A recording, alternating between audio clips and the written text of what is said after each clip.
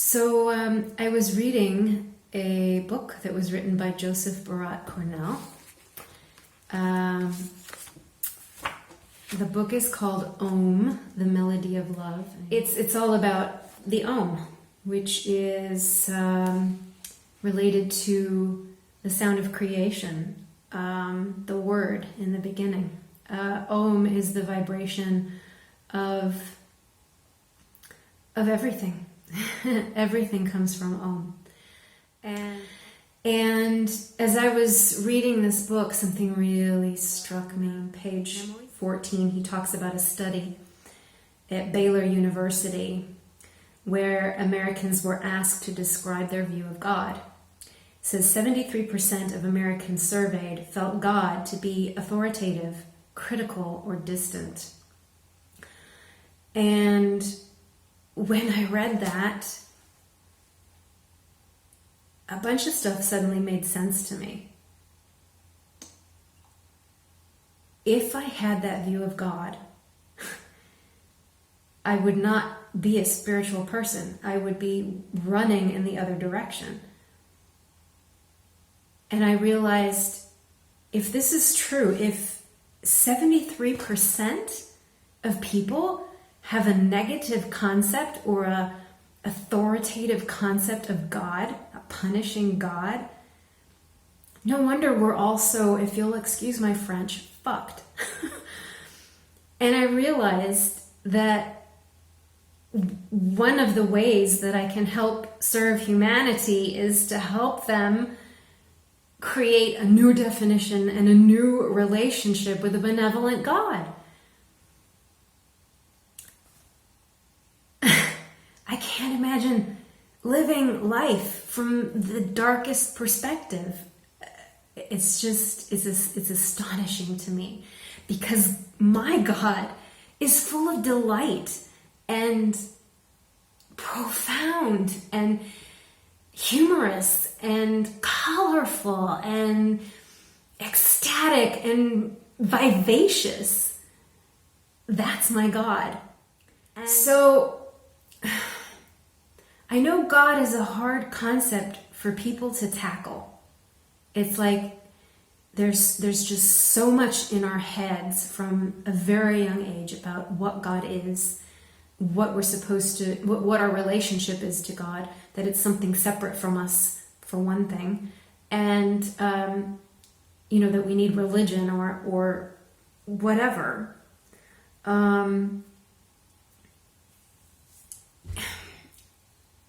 So many stories, so many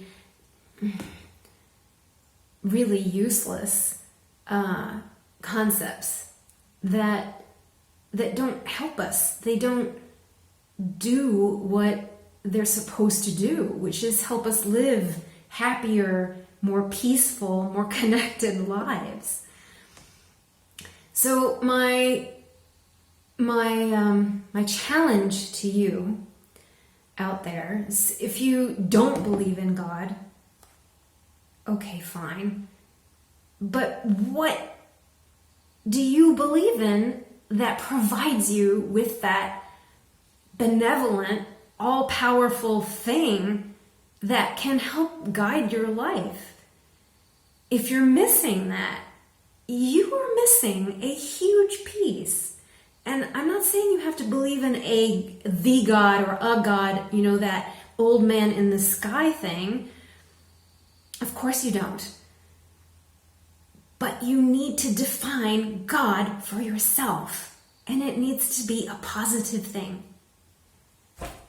And if you don't like the word God, then throw some other word in there. I really don't care.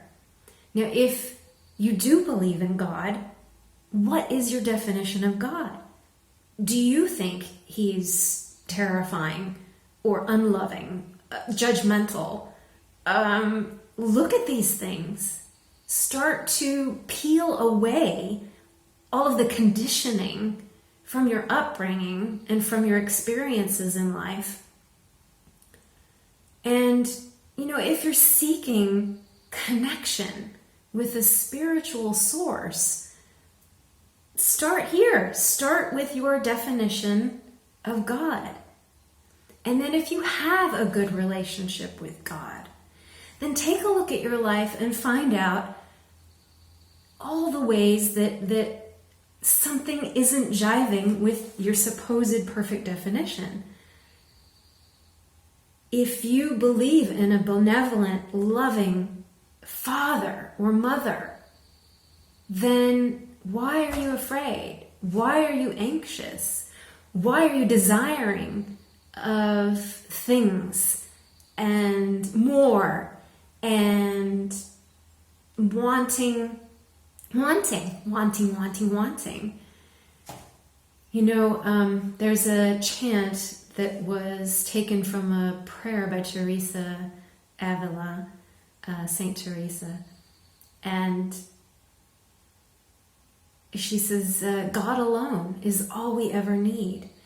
And I am now at a place in my life where I realize how true that can be. And it's becoming more and more true for me. My relationship with God, with myself, to put it another way, is everything. And, you know, even I'm thinking, you know, and I know, okay, I'm going to talk about the Bible now, and people who are against that are going to have little conniptions. And even I have a hard time, honestly, talking about that. But I know there's a quote somewhere in the Bible that says, seek ye first the kingdom of heaven, and all else will be added unto you. Something like that. And I am seeing through experience how true that is. God has to come first. And if you hate that definition of God or that word or whatever it means to you, then you've got to change that.